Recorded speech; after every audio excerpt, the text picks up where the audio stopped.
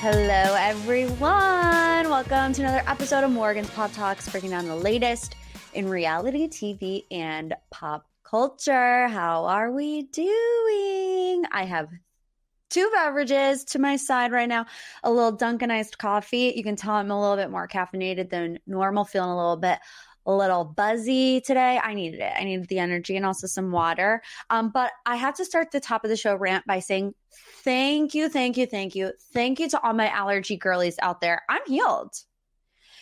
I have been healed of my allergies ever since y'all flooded my DMs with the remedies and the cures. I mean, I was sounding like an 85-year-old man having to hawk a loogie every 5 seconds for the last 2 months, and now we're good. Sleeping with a humidifier in my room has done wonders for me. Also, a certain Mucinex, the orange box. Okay, you got to get the orange box.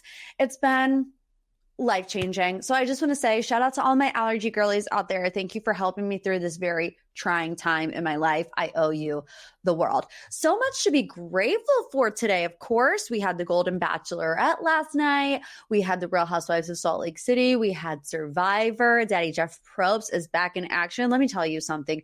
Do not ever slander Jeff Probst to me, because I am not the one. I get so excited for the season premiere of Survivor, and everybody's always like, "You people still watch that show." Do not slander Survivor around me. Otherwise, you're not a true sister.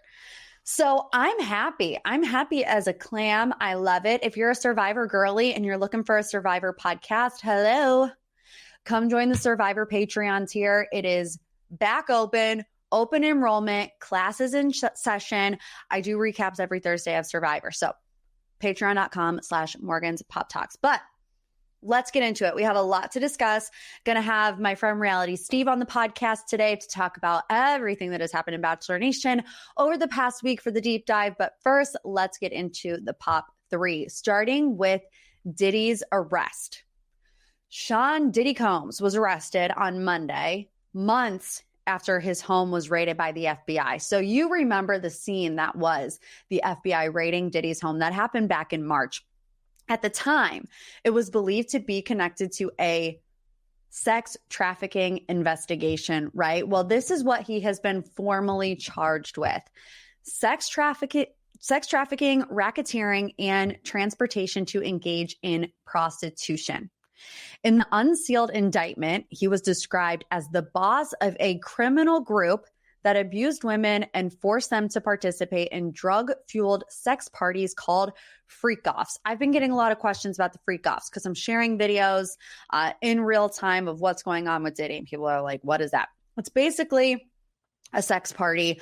When I saw the press conference, they said that these parties would go on for days, sometimes like as long as a week at a time, right? And according to the government, he allegedly cut videos of these parties and would use them pretty much as blackmail against people so that they would continue to be obedient to him and silence victims and maybe people who participated. So when federal agents raided Diddy's home in March, law enforcement reportedly seized narcotics and more than 1,000 bottles of baby oil and lubricant that were allegedly for these parties. They also found 9 AR-15 style weapons at his home. 6 reportedly had serial numbers intact, while 3 had their serial numbers defaced or scratched off, right? So the indictment also says women were threatened with violence as well as the loss of financial support if they refused to participate. If found guilty, he could spend the rest of his life behind bars. He pleaded not guilty. He was denied bail despite offering a $50 million bond. He pretty much said, take my homes. His was $48 million. And then he also offered up his mother's, which was $2 million, while seeking in-home detention. Well, the judge, Robin F. Chernovsky, ordered that he be detained while he awaits trial because he could be considered a flight risk. So his lawyers say they will appeal the denial of bail. No trial date has been scheduled yet, but wow, what a moment. I I mean, none of us are surprised, right? We've been knowing that something like this was going to happen. I just think it's so sad to see, and it's to see the details and to hear the details is truly disgusting.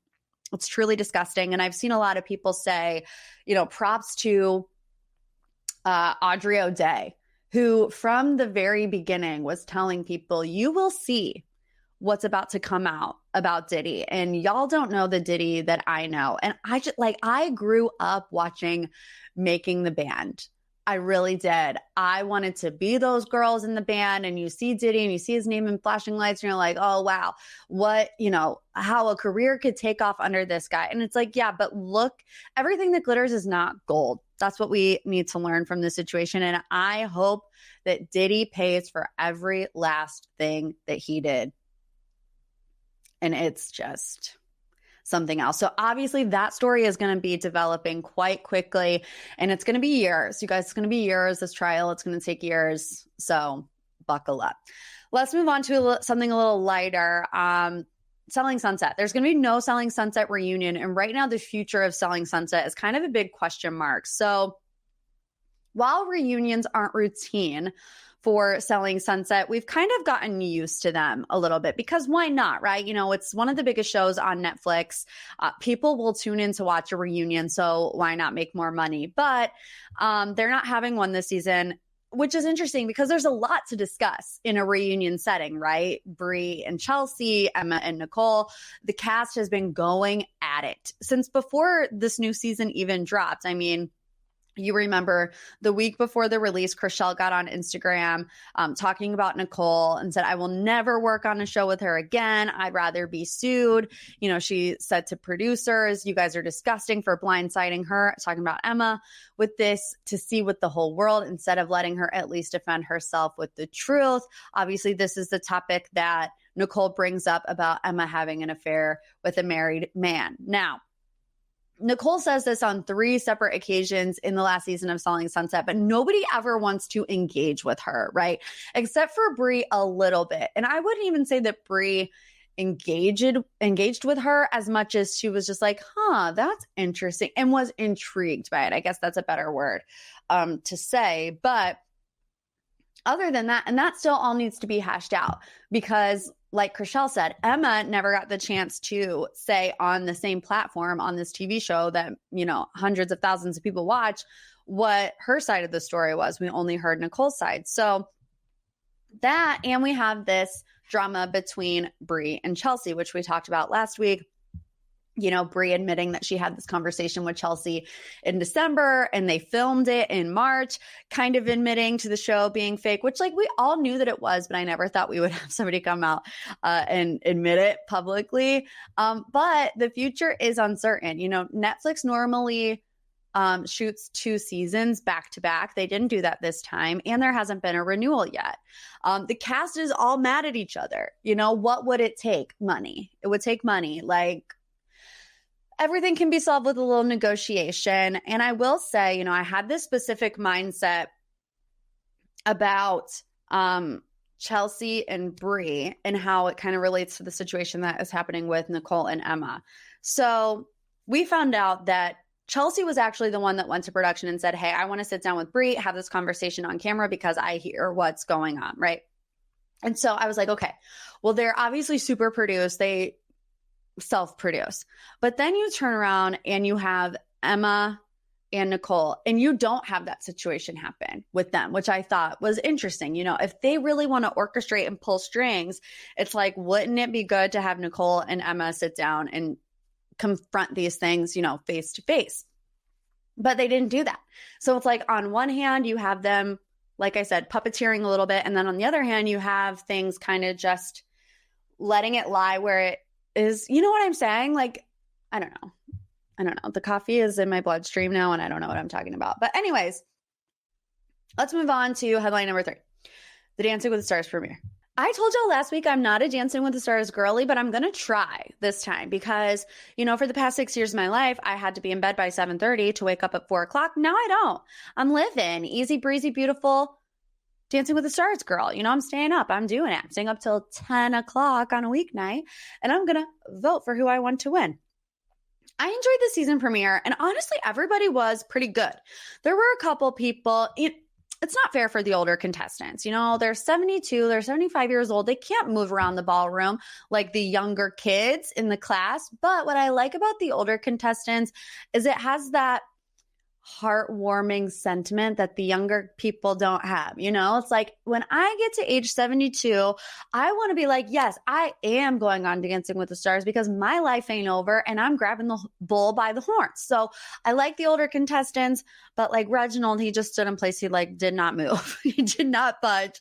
So there clearly are some dancers that are better than others. Let me say Joey Graziadei. First one out with his cowboy hat, doing the lasso, and all of us were at home like bright-eyed and bushy-tailed when Joey Graziadei was doing the lasso with his shirt all the way unbuttoned. I was like, oh, here we go again. Like Joey, he just has this chokehold over all of us girlies at home. We're like watching with our significant others. We're like, I hope he doesn't notice that I'm drooling a little bit. He's so lovable, it's stupid. Like if I was Kelsey, I'd be annoyed. I'd be like, wow, you're so lovable. It's annoying to me. But something else I noticed was more so entertaining than even the show itself. The support tables was chaos, and I was loving it. The support table for Jen Train was Jonathan, Susie, and Justin. Susie and Justin, who just broke up. Jonathan, nobody knows if him and Jen are kissing after 9 p.m. on a weeknight, or if they're just hanging out in bars and eating Taco Bell at 3 o'clock in the morning together. But we are interested, and I'm going to ask Reality Steve about that. Danny Amendola had Xandra there, which she's a Sports Illustrated model, influencer. People were speculating, are they together? Are they not? Hard launch. She's sitting with his mom, watching him do the tango. I would say that they are dating each other.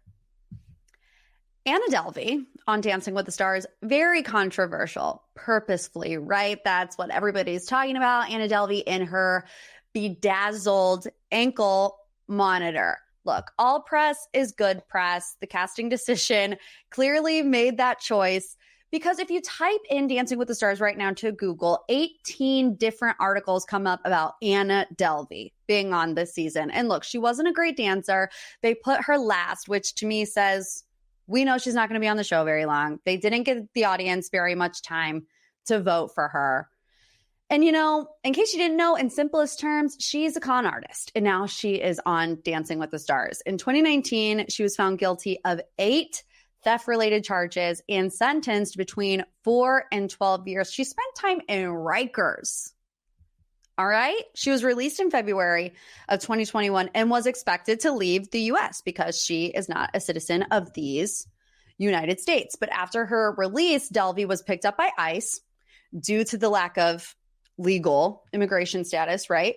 And then she was placed in immigration detention and is currently fighting her deportation case. All the while, granted permission to travel to Los Angeles in order to film Dancing with the Stars. Isn't that something? Isn't that wild? It's wild, truly. Like I said, I don't think she's going to make it that far. I know people are not happy with her being on it. I don't know. Yeah, it's a little odd. I understand why they did it. Like I said, it's to get people talking. She is intriguing. I do want to see what's going on in that head of hers. Will we ever really know what's going on in that head of hers? Not really. But you probably shouldn't have criminals on a dancing competition. Anyhow, my faves after night 1, Pommel Horse King, Steven Nedorosik, and Dwight Howard. I think Dwight Howard and Daniela are going to take it. Daniela is my girl. She is flawless human being. She's the best choreographer. I think her routines are always just so fun to watch. It very much is giving Iman and Daniela, which, they won their season. And I just think when you have somebody that's 6'11", yes, it's way more difficult than to dance with somebody that's actually your height, but also you can do so much more. And I think Dwight Howard has the personality to win because this is also a popularity contest, right?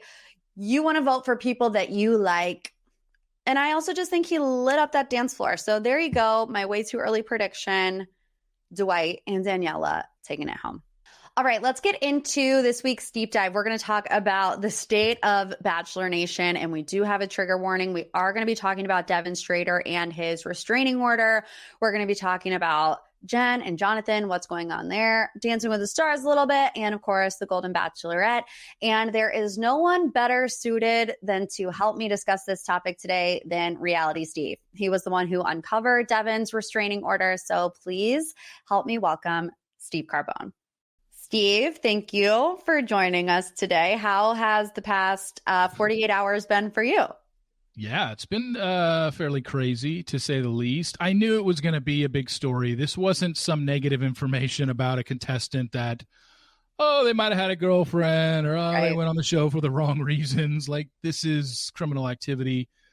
Look, I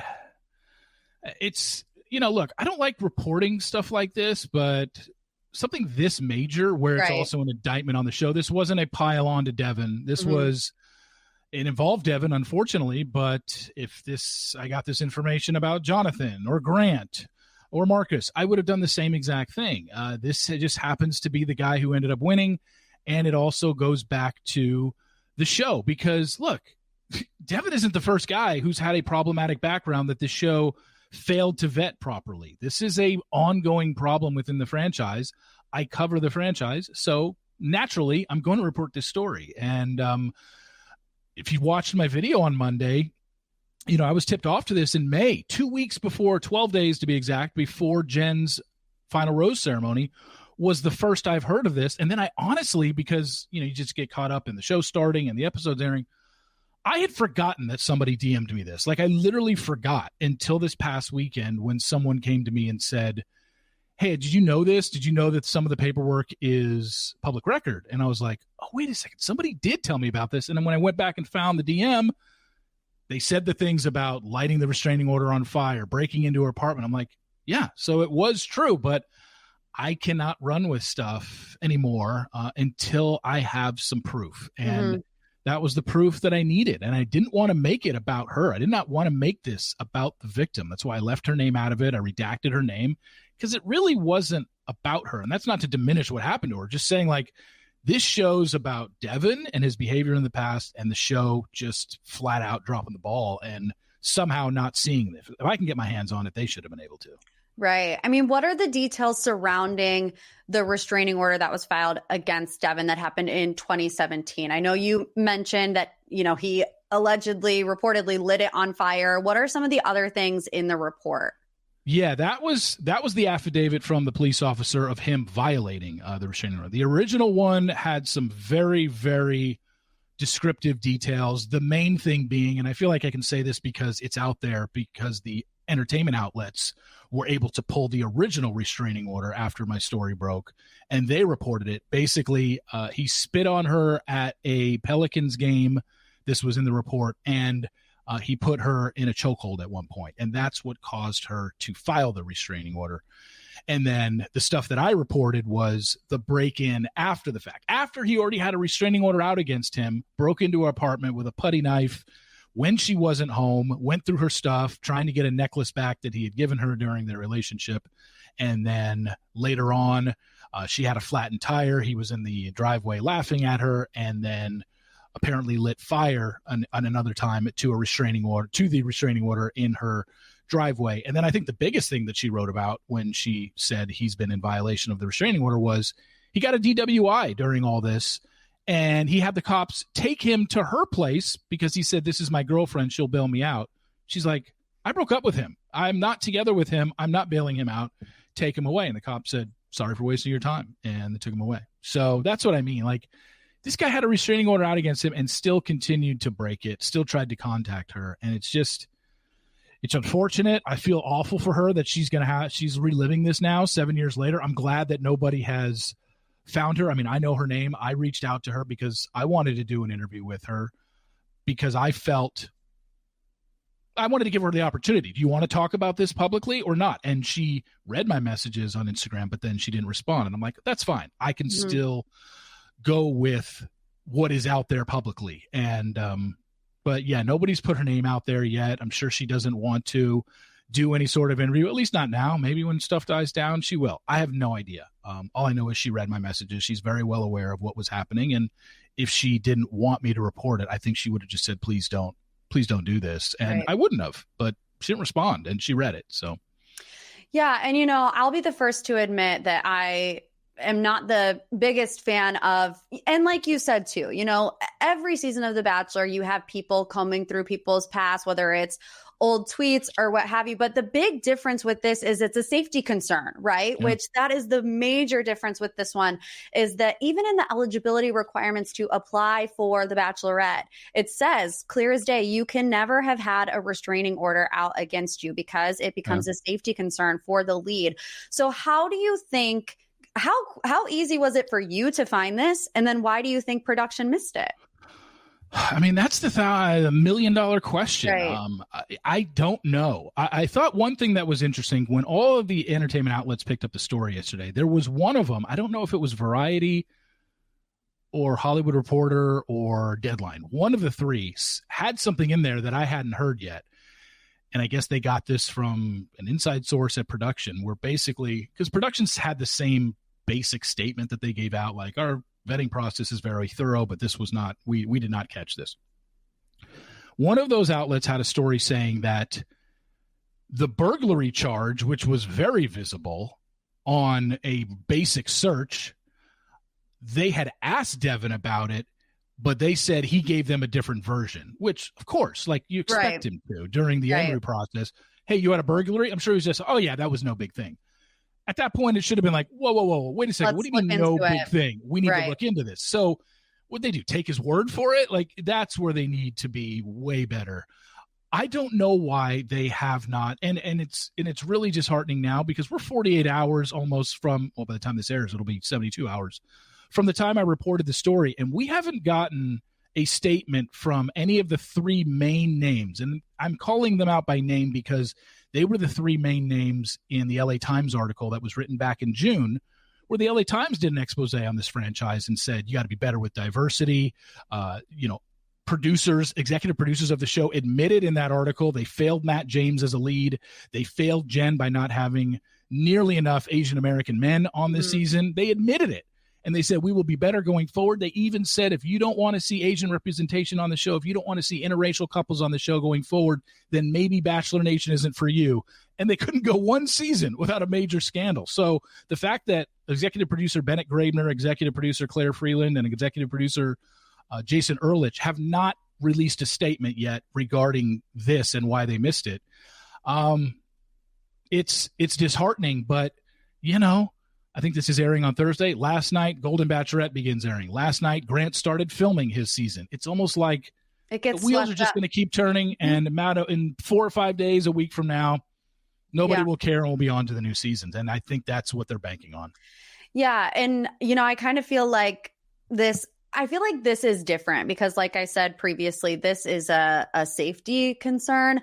But, in the past, I feel like they almost lean into scandal because it's a way to get people talking about their show, when the past couple of years, the show itself has been kind of boring. I mean, it's definitely not what it was in its heyday with, Pilot Peter and Hannah Brown and whatever. It's like, are they allowing these things to happen so that people talk about the show? But this just takes it, I think, a step way too far. I think we can all agree on that. Yeah. And if you go back to September 3rd, you go back to the finale night, and us as a public not knowing anything about Devin's past, just go back to that night. While they put Jen in a horrible position, making her rewatch a proposal after we had 2 segments of her literally bawling on the couch. What was the point of making her watch it? It had everybody talking the next day. And I think they secretly loved every second of that. And I don't think they cared that they made Jen cry for a 3rd consecutive segment on the show by making her watch that. It's just that part of it. And this is, like I said, before we knew anything about Devin's past, at least publicly. And I think they love the attention that got. I thought the season was, like you said, I thought the season was kind of just the same. It was kind of rather boring. But that finale, I don't know if we've ever seen a finale like that. Maybe Pilot Pete's was closest just because of the drama and her sitting there with Maddie and his parents wanting nothing to do with him and Maddie being together, and Kelly Flanagan being in the audience. Like, it was weird. But this one had all the drama you would want from a finale. And I just think that they loved it. I just think the fact that they even pushed Jen, like, I know Jen ultimately makes her own decisions and she could have fought back, but you know that they put it in her head like, this would be great if you proposed to him. And then you you look back on it now and you're just like, oh my God, she's probably just like this. Just that wasn't a women empowerment move, I don't think, for her to propose to him. Because no, it was a way for them to say, this has never happened before. Yeah, this is the ending that you've never seen before. And it was almost like they were like, okay, back. That happened on May 16th. It's like back on May 16th. Boom, we've got our trailer for the season. Yeah, when it didn't start till July 8th. Like, they're already thinking about how do we market this season. And yeah, that was exactly what it was. Now, do you think, because there are people out there that will say, you know, why bring this up? It's a pile on now on Devin. Do you think that what is the responsibility of him? Because I have to imagine that if I'm Devin and I have a restraining order in my past and I know what Bachelor fans are like, I know that that's going to come out. I mean, do you think that he just thought nobody would ever find this and he would be able to be on this show and have it all be, you know, frolicking through the field of daisies? Short answer, yes, I do think he never thought this was going to get out. And, you know, I said this on my podcast, and I think it's really important. He obviously, during the interview process, you ask any contestant who's been through the interview process, they will always say, look, is there anything else we need to know about you that could possibly come out? You know, a sex tape, a crime, something like that we have not found yet. Is there anything you need to tell us? And this guy basically sat there and never admitted to what we all read in that paperwork. They might have said, you know, like I said, Deadline's report said something about a burglary, but he clearly downplayed it. So he goes through interview process, gets by that. He obviously films for 2 months. It was never brought up to him, hey, we found this in your past. So what I said is, look, at the very least, if you're Devin, once the cameras were done, you were engaged to Jen, you were still in Hawaii, you get your extra 2 or 3 days there after filming ends. Cameras are off for the first time since overnight dates. I would think at the very least, and this is very, very least, he should have at least told Jen, hey, just so you know, I have this in my past. Because for the sake of transparency, obviously we've never gotten a chance to really dive deep into our lives. It's just kind of been surface level conversations here and there. But just so you know, I have this in my past. And, you know, maybe even tell her and downplay it to her, but she should have at least known then. And I can tell you right now, I know for a fact Jen did not know until pretty much this past weekend as well, about this in Devin's past. And that's where it becomes even worse, because then this guy sat there during the whole season firing off memes this past weekend, putting out a meme saying everybody done, right? Basically saying you stop, you threw coming at me, knowing, like, even if you thought there was a 1% chance of this getting out, right? Why are you doubling down and being such a jerk about things, knowing you had this skeleton that could have come out at any point? That's what I mean. I just think he handled it all wrong. I mean, obviously the whole thing with the 13-minute video and the text message like that, everyone can have their opinion on that. I just thought he handled that poorly. I didn't think it made him look better at all. But then still knowing that you had this in your past, it's like, what were you thinking? And so that's why, to answer your question, my answer would be, yeah, I just think he thought this was never going to get out, and he thought he would skate by. And unfortunately, or fortunately for a lot of people, it was uncovered and he's been exposed. Yeah. And, you know, your actions in life have consequences. And certainly, you know, we're all not the same people we were in 2017. But like I said, this is different when it comes to a safety concern. And you do have to face the music of, you have consequences for your actions. He should have never been allowed on this show. I mean, what do you think moving forward? Do you think that this has affected the way that things are run internally at all? Or do you think when another season comes by, we're going to be dealing with the same issues? Man, I hope they do something. I don't know if it'll be public that, hey, we have since fired the company, because they farm out to a third party to do background checks. That's why the producers that I named, Claire Freeland, Jason Ehrlich, and Bennett Graebner, they're not the ones that do background checks. They farm it out to a third party, but it's almost like they're still paying that third party to do the background check. So that third party is going to give them whatever they want, kind of like the psychologist on the show that they pay. Right. The psychologist is always going to side with the show and not the contestant. So it's almost like they need a third party to investigate the third party that did this. But if they change companies and say, we have fired that company, we've now hired so-and-so, I think that would be done internally. I don't think we would know as an audience, because not that us as the audience would even know, are they legitimate? Are they good? Like, I don't think anybody's even going to really care about if they announce, we've hired a new company, but they probably should after this. And, Grant's Women, where I'm assuming, because this story came out after Grant's Women had already been cast, I'm assuming Grant's Women were cast under the pretense of the old regime and the company that does their background checks. But, in my years of doing this, unfortunately, the problematic contestants that we have heard about have all been men. The women's stuff that I hear is usually just, oh, she's out for clout, or, oh, she's just looking to draw attention to her business. She wants to be famous. It's like, okay, I'm sorry, I'm not reporting that anymore. That's all these women have ulterior motives. Hell, the men have ulterior motives. They all want to get something out of it, whether it be paradise, whether it be a relationship with someone from a different season, whether it just be attention from women online. I mean, we all know that that's why people go on this show. But to obviously go back to a question you asked in the beginning, like, it is important. This story was important because criminal activity was involved, and it can prevent future situations like this from happening. And no, I mean, yes, 5 years ago, I was absolutely reporting anything I heard that was dirt, even if it wasn't, criminal activity. But if I hear somebody was even hooking up with somebody the night before they left for filming, I mean, to me, that just turns into, okay, well, let me see how long they last. If they end up winning, maybe the lead should be informed of this. Yeah. But if it's somebody that gets home in rose ceremony number 3, it's just not worth it to report something like that.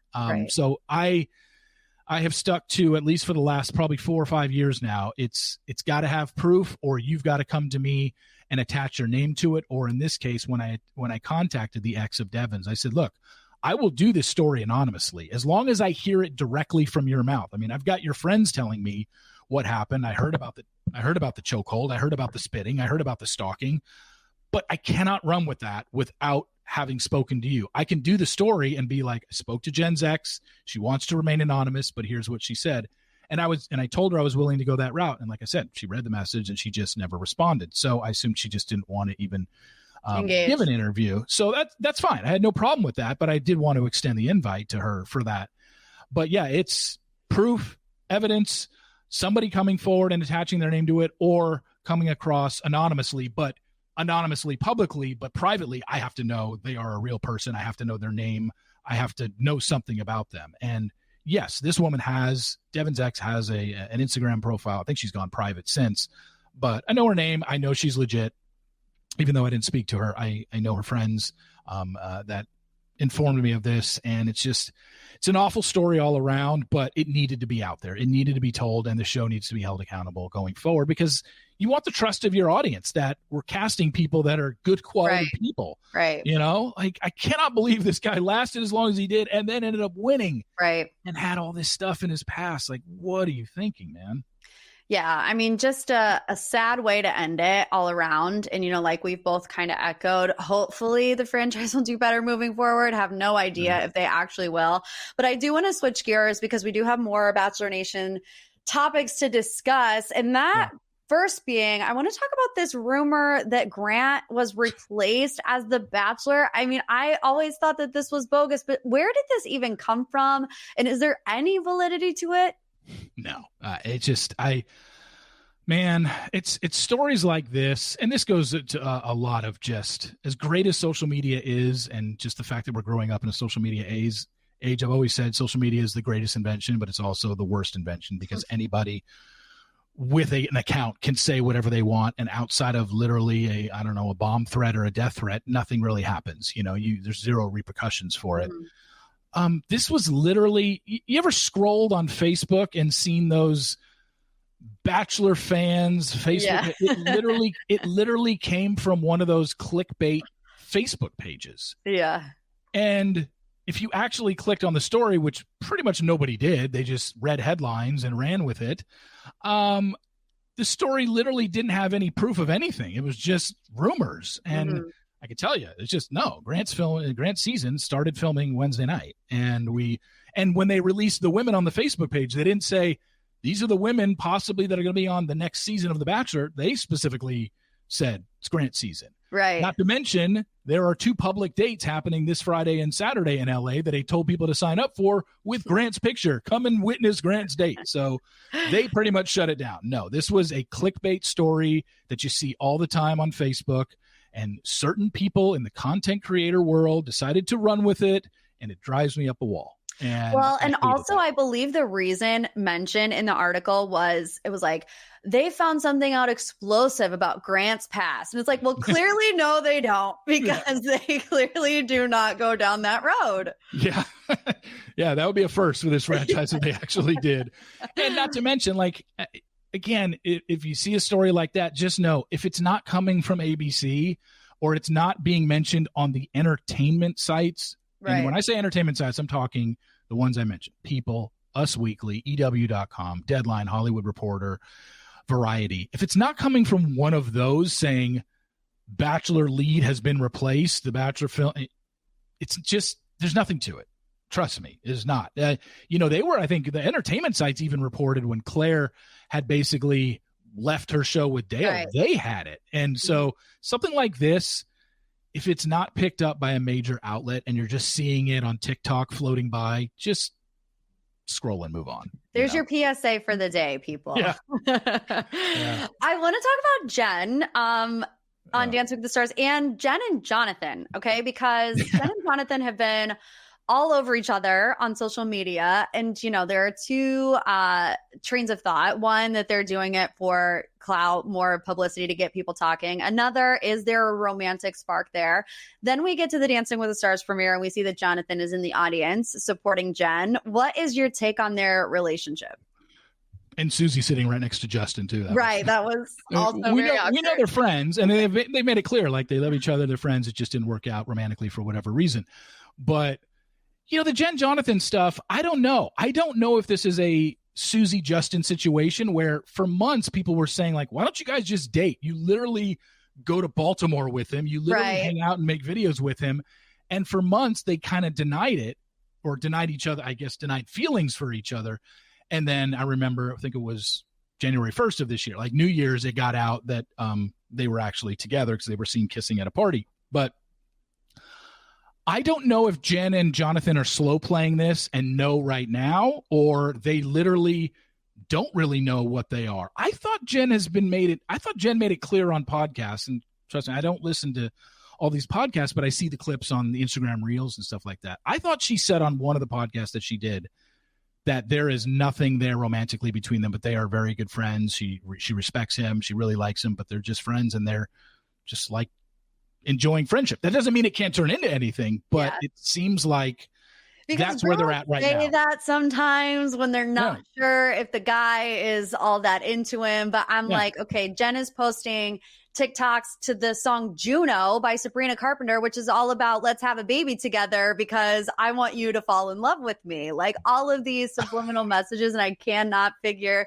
it out. I don't know, but it also surprises me when you have stuff like this, that Jonathan, agrees to go on Paradise a whole year before it films, because you're going to have this situation play out in the public eye, and it's going to go one of 2 ways. He's going to get to Paradise being single, and some people are going to be like, oh, well, we've seen you lead Jen on, for however long. How can I trust you? Or they're going to end up together and they're going to break up, and then people are going to be like, oh, well, you just wanted to go on Paradise. So I find the decision to publicly announce that so early was not the best move for him in the long term. Yeah, it isn't. And for the reasons that you just said, because if he does start dating Jen and then all of a sudden in April or May of next year, they break up and all of a sudden we see him on Paradise, it's like, wait, did you break up with her because you wanted to go on Paradise and because you wanted other options? I really don't know. I don't know what they're doing. I have no problem with what they're doing. If they want to make videos, go ahead. I don't think they're leading the public on, because if Jen in interviews and Jonathan in interviews said, I don't know, maybe something's there, I'd be like, okay, just declare something. But she seems to have put her foot down about, as of right now, No, there's nothing going on romantically between us. I like the guy. He was great on my season, had a good time with him, but there's nothing there romantically. And then Jonathan was at Dance with the Stars, like you said. He even put on his Instagram story last night, going to be here supporting her again in the future. I mean, I don't think it necessarily means two people are dating when they are hanging out, but they know by constantly putting content out there with the two of them together, it's just going to keep people talking. So it could be a content thing. I don't know, but I'm fine if they date. I'm fine if they don't date. I'm just going to enjoy Dancing with the Stars in the meantime. I thought it was a really entertaining first episode, to say the least. Yeah, I did too. And I was really surprised. Joey is kind of taking people by storm. First one out of the gate in his cowboy hat, like doing the lasso. I thought he did so good. I think he's going to make it. I mean, it's so early to say to the finals, but I think he's going to make it really far. He's making it far just because we know this show has nothing to do with your dancing ability. It's popularity. Ultimately during the main weeks of the season. Now, outside of Bobby Bones, everyone that has won this show, I think, is somebody that was a good dancer. But it's all about likability, charisma, and, I think those are probably the two biggest things. Yeah. Your dancing ability, as long as you're not just completely stiff, because you have great charisma and the audience could love you. But if you're literally out there walking around like a robot, at some point you're going to get clipped in probably mid-season. But because people still want to see you, be in your presence for 5 or 6 weeks. But Joey has enough out there. He was way better than I thought he would be. Yeah, he was good. I did not think he was still a little stiff, but it's expected because he's not a dancer. Somebody that has fluidity and dance background. The woman who had, I can't remember her name, that I think was her the leading name is scorer last night. Chandler? Yeah. She has a dance background. So clearly, even if it's not in ballroom, the fact that you've been a dancer, I'm sorry. You just know it just looks better on people. You just flow better. Your lines are better and stuff like that. Like, hear me, I'm talking about lines and dancing, but I've watched every episode of this show for 33 seasons. Like this is one of my shows that I watch. This has always been on my watch list. And I'm interviewing Cheryl Burke on my podcast that'll be up tomorrow. So I've always been a fan of the show, and I just know how it works. And someone like Joey is absolutely going to last long. I always forget how many people consider finale night. Is it 4 or 5? It's possible he might get to the episode before the finale, but he's lasting long. It's not like he's going home in episode 2 or 3. And I think Jen has got the sympathy vote behind her, because I think the more video packages we see of Jen, people who aren't familiar with her story will become familiar with her story. Yeah, the Ariana Madix effect. Exactly. So I think that Jen will last far. I don't know if she's going to outlast Joey. If you ask me right now who I think lasts longer, I'll probably say Joey. But it doesn't mean I don't think Jen's going to do well. And I think it's just entertaining to watch. Everybody, I mean, Anna Delvey literally brought the room down last night. Carrie Ann said it when she judged her, that it just seemed like it kind of went the energy level. And not to mention, we talk about charisma and we talk about likability. She just didn't have that last night. She came across as bubbly and smiley. And yes, I understand my past and I've served my time, which she has. I get it. And this show has been about redemption stories in the past. I just don't think she comes across as likable at all. Yeah. She couldn't even answer questions. She's intriguing, right? Yeah, but she's not necessarily likable. And it's very clear, and I talked about this earlier in the episode, but they wanted the shock factor with her. It's what everybody is talking about. Even if you type into Google right now, Dancing with the Stars, it's all Anna Delvey content. So I think they really just did that for publicity, but also putting her last, I think was very strategic. They didn't give fans time to vote for her. I think she's going to be the first one. They're doing a double elimination next week. So I feel like be shocked if she survives the double elimination. There's just no way. Did you watch this show about, was it a Netflix show about her? Yeah, Did you know her background and her story? Yeah. The funny thing was, like, I feel like I consider myself I have a fairly pretty good ear when it comes to pop culture and stuff like that. I literally had never heard of this woman until it was revealed that she was a dancer. I had no idea what her background was. And even when I saw her name and I was like, Anna Delvey's going to be on Dance with Stars? Okay, like, who is this woman? When I Googled her story about how she built people out of money and she was a scam artist, I was like, man, Like, I don't even remember reading about this. Yeah. This one just skipped my radar. I had no idea about this story at all. It was a deep rabbit hole that I got in. Yeah. I think like 2021, that's when it really popped off. And, there are people that have very different thoughts about it. Obviously one, she was a criminal. She was in Rikers. And then on the other hand, people are like, yeah, but she scammed like these big businessmen who just threw around money anyway. Like people are very dismissive of that because of the type of people that she was scamming money out of. But it's still just Can you wild. educate me here? What was she doing to scam them out of money? Like, she wasn't like an escort or something like that. Like, what was she doing? Business, like shady business deals to get men to give her money, or what was it? Pretty much pretending to be like, I don't know the specifics, so it's probably, I don't want to say wrong information, but she presented herself to be like in the art realm, right? And she was like doing all of these projects and she needed investments and this is what you're going to get in return. And I'm high fashion and like those types of situations. I think one that a lot of people are, I don't want to say more sympathetic about, but she did scam a good friend out of like hundreds of thousands of dollars, I think maybe tens of thousands, but paying for trips and all these things. She lived in a hotel and just never paid the bill. It is honestly like incredible when you look at how she was able to get away with these types of things for so long, like just lived in a hotel for, I don't know, however long, but just never paid the bill. It's like, how did this happen? I have no idea. She's dancing with an ankle bracelet. Like literally a bedazzled ankle bracelet. Before we go, I do want to touch a little bit on Golden Bachelorette, of course, premiered last night. Now, no spoilers. I don't even know. Are you spoiled? Yeah. I put the spoilers out there just from Final Four on. Okay. Yeah. I mean, I guess my only question was, will she get married on television and will she get divorced 3 months later? Or do you think we're going to have a little bit more of a positive ending with this one? Well, the thing about, and I'm not going to mention any names, but the thing about the ending that I don't know is I don't know if there's an engagement. And if you listen to Joan's pre-show interviews, even before she started filming, she has made it pretty clear. One, I'm not moving for anybody. And two, my family is everything is here in, I think, the DC area. And two, I don't necessarily, I think she has said this part after she's gotten back from filming, or I can't remember if it was before, but basically she said, I don't necessarily have to get engaged. Right.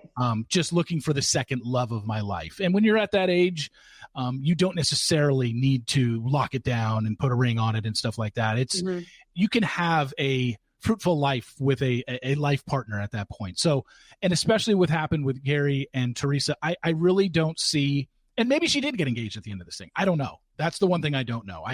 I do believe I know who she chose, but I don't believe that she, if I had to guess, I'm saying she didn't, but she very well could have.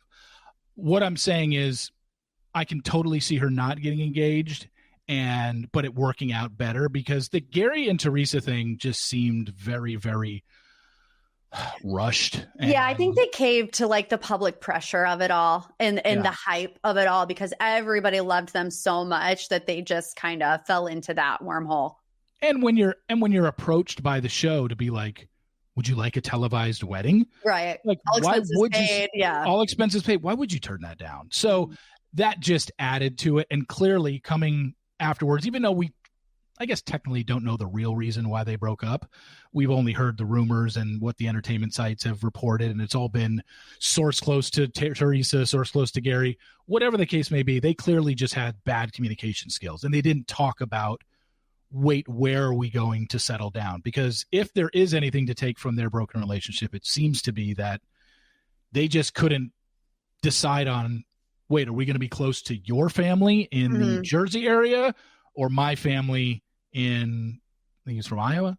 It was Iowa, right? I think he was Indiana. Or Kansas, Indiana. Yeah. Or are we going to be close to my family in Indiana? Or are we going to find an equidistant place to, it just seems like they weren't on the same page there, and they never had that conversation because they were probably approached with, hey, why don't we do a live wedding? And yeah, it just not good. But I think that's what would probably prevent Joan from immediately jumping headfirst into something like, yeah, let's not only get engaged, let's get married soon and let's have ABC televise it. Hell, if they approached Joan and her choice, I think she would probably just say, you know what? No. Yeah. As much as it would be great to have a televised wedding, I think you would get way less viewership and people wouldn't be nearly as invested, just because they're just like, we just watched this last year. Why would we believe it's going to work again? You know? Yeah. Well, even if they waited, and not did it like waited maybe after the finale, like let a year pass if they're still happy and in love and they want to get married. Like we've seen that with Sean and Catherine. The people have done it before where it doesn't need to happen immediately. So I have hopes for Joan, just because, like I said, I feel like she's level-headed. She's not going to cave to the societal pressure of Bachelor Nation and producers and all of these other things. But thank you, Steve, again for joining us today. I'm sure everyone knows where they can find you, but in case they don't, why don't you let them know? Yeah, it's everything on my socials is Reality Steve. It's Reality Steve on Twitter, Instagram. My YouTube channel is Reality Steve. My podcast is the Reality Steve Podcast. You get that on Spotify and Apple, and website realitysteve.com. So go there, check all that stuff out. And this week on my weekly, because I have a daily podcast, but my weekly one, which is also on video as well, is going to be with Cheryl Burke, who has a very successful Dancing with the Stars podcast, where she talks to all past contestants. And I swear, every single time Cheryl Burke has a guest on her podcast, it is headline story on People or Us Weekly the next day. Like, she has gotten some great guests in the first year of her podcast. So I can't wait to talk to her again. I spoke to her right around this time last year as well, right when the podcast launched. So it'll be a good conversation. You can check that out on my podcast tomorrow. It's episode number 409. Thank you. Thank you. Appreciate it. Thanks again for tuning in to another episode of Morgan's Pop Talks. If you have not done so, please leave a review, a little 5-star boop boop, a little love you like assist, because I do. Make sure you're subscribed to the Patreon, because we have a busy rest of the week. We got to talk about the Golden Bachelorette. We have to talk about Salt Lake City. We have to talk about Survivor. And there's all those tiers on the Patreon. The love you like assist tier gets you everything you can imagine for the price of 2. So go ahead and sign up there. If not, I'll see you next Thursday for another episode. And as always, love you like a 6.